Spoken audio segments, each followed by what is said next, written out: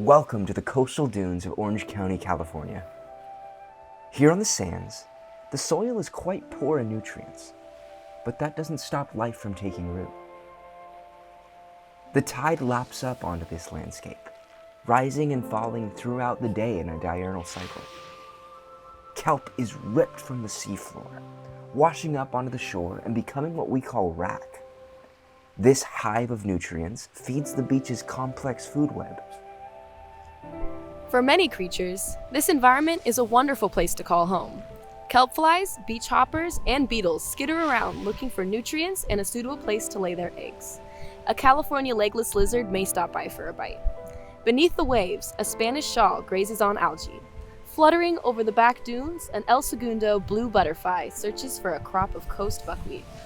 Bloodworms, clams, and sand crabs follow the ebb and flow of the tide throughout the day, where the tide supports them with organic materials to eat.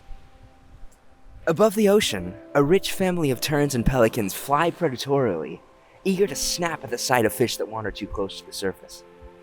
Sandpipers, sanderlings, willets, whimbrels, and curlew hunt across the shoreline, digging in the sand for burrowing creatures.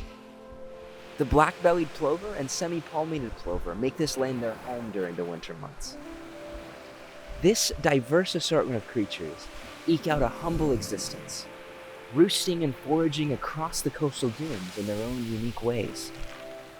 These animals have lived here on Orange County's coast for thousands of years, but in the modern day, some of them face the threat of extinction.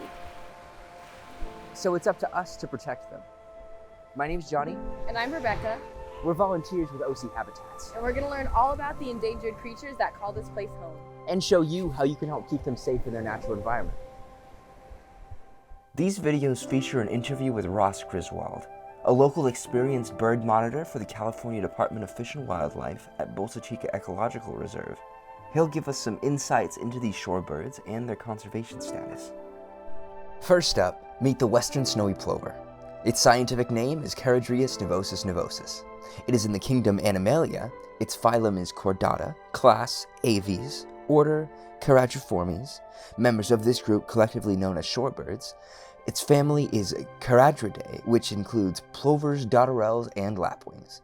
Its genus is Charadrius. Its species is Charadrius nivosus, or snowy plover, and its subspecies is Charadrius nivosus nivosus. These birds are typically found along the sandy coastlines of North and South America, as well as inland parts of the Americas. The western snowy plover was listed as threatened in 1993 under the U.S. Endangered Species Act. Since then, population recovery status has been assessed annually through range-wide breeding and winter season window surveys. According to the National Park Service, the current estimate of snowy plovers along the Pacific coast is no more than 2,500 birds. Oh look! Are you talking about me? Yes, we are. Here's one now. What's going on over here? We're teaching these good folks how to protect your species. Would you like to help us? It would be my pleasure. My species could really use your help. Here on the Pacific Ocean, we breed all the way from Washington down to the Baja Peninsula. We've called this place home for thousands of years. Our nests are simple, shallow scrapes or depressions that we line with beach debris, small pebbles, shell fragments, plant debris, and mud chips. Anything we can find. This helps camouflage our nests and deter predators from finding them. But this camouflage has worked to our disadvantage as well. If you're not careful, you may not notice our nests. We're asking you humans to watch out and to not step on our eggs while you walk on the beach. And keeping a leash on your dogs will make sure our eggs stay safe.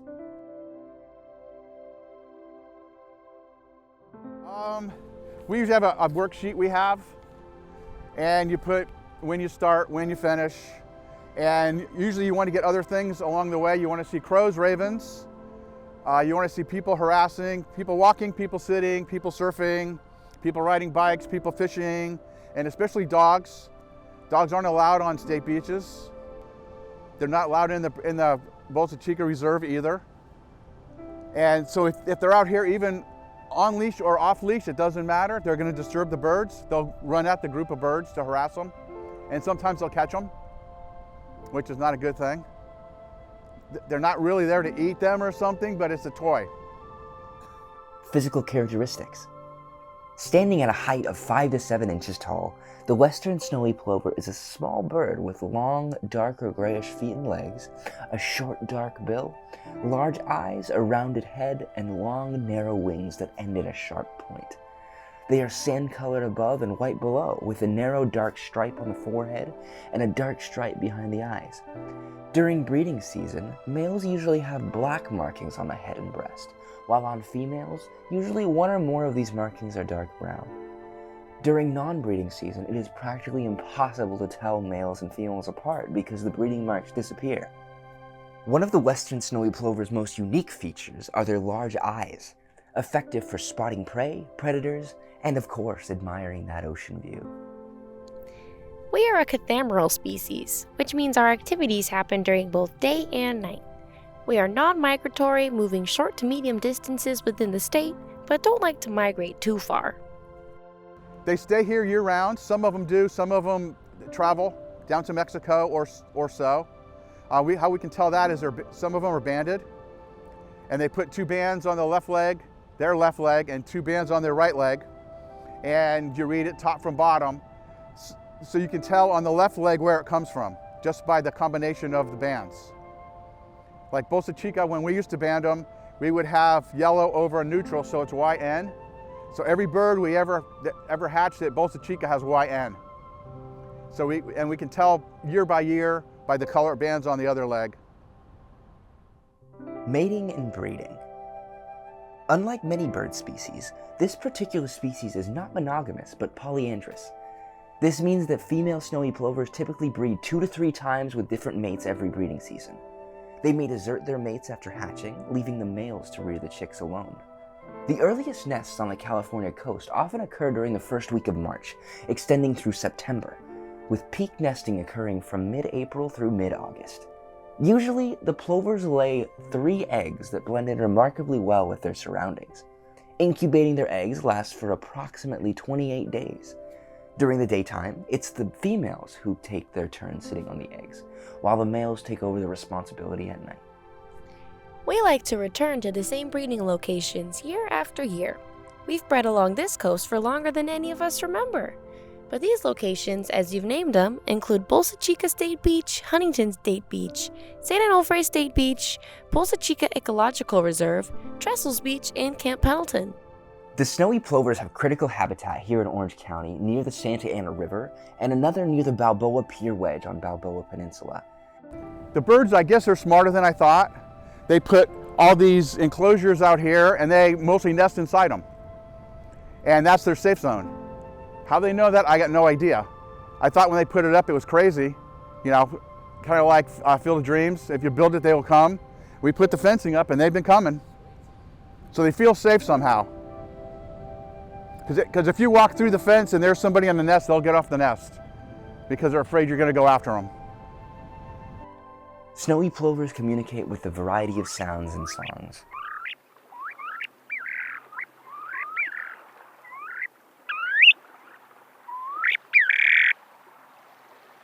When alarmed, snowy plovers will emit a lisped queep.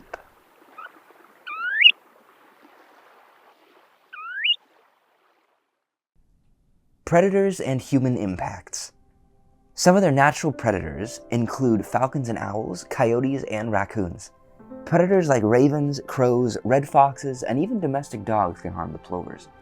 The snowy plovers, we put cages over the nest. So that'll protect them from crows and ravens because the birds can get in and out of the cage, but the larger birds can't, the ravens and the crows. So they're protected until they hatch. These predators were either introduced by humans or human activities have led to increased numbers of these predators in the plovers' habitats. Human impact has taken a toll on our natural habitat. Coastal development destroys the shoreline, and trash left by humans attracts other predators and domestic animals. Human recreation can also have a negative impact. Driving vehicles or riding bikes without caution can result in our nests and our friends getting run over. When one of these disturbances causes us to run away, we lose energy that would be better spent maintaining our nests. This decreases the likelihood of our survival. Feeding habits. When it comes to feeding, snowy plovers enjoy gathering in loose groups.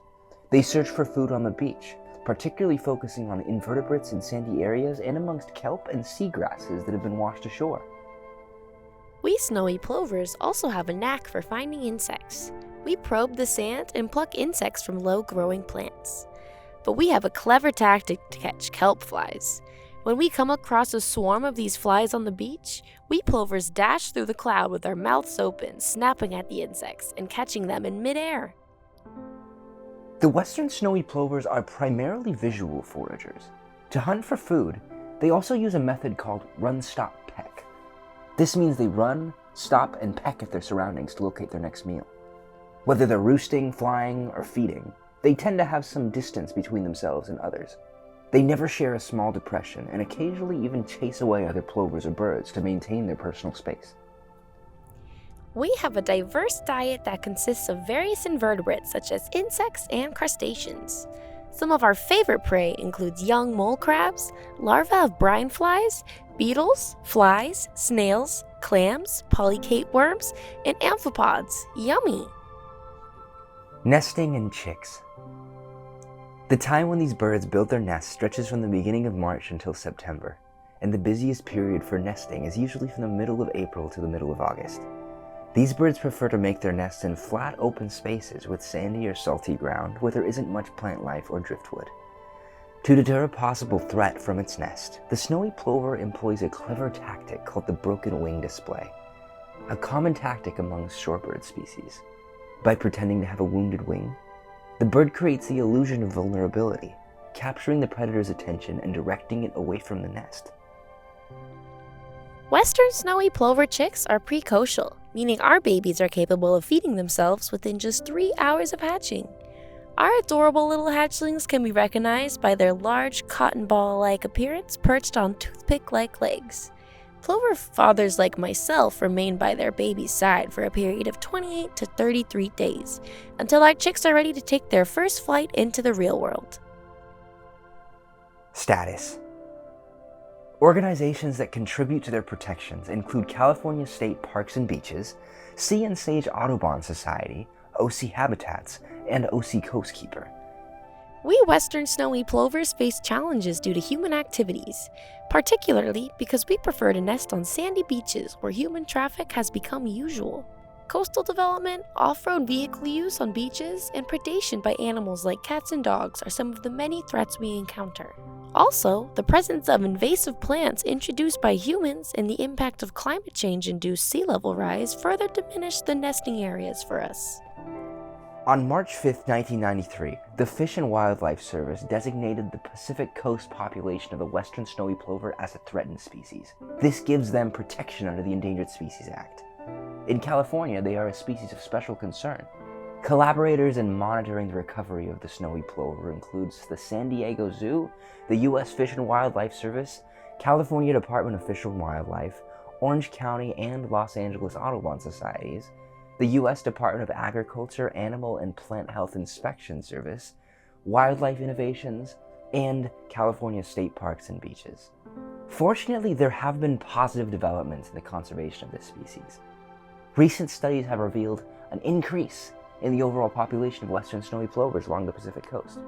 In an initial survey conducted in 2005, when the restoration program began, only 1,537 plovers were found. A survey conducted in May 2012 revealed an encouraging increase, with a count of 1,855 individuals. And in a 2020 survey, the population increased further, with 2,311 individuals found. Let's hope that number keeps rising in the years to come. Hey, thanks for helping us out. Oh, you're the one doing me a favor. Ah, it's my pleasure. Bye, see you next season. Bye-bye. By addressing the threats of human impacts, climate change, and habitat loss, we can increase the chances of these species' survival. We're doing what we can to help the cause. These videos are part of our work to help raise awareness on the status of the western snowy plover and the California least tern. Thank you for learning about these endangered and threatened shorebirds with us.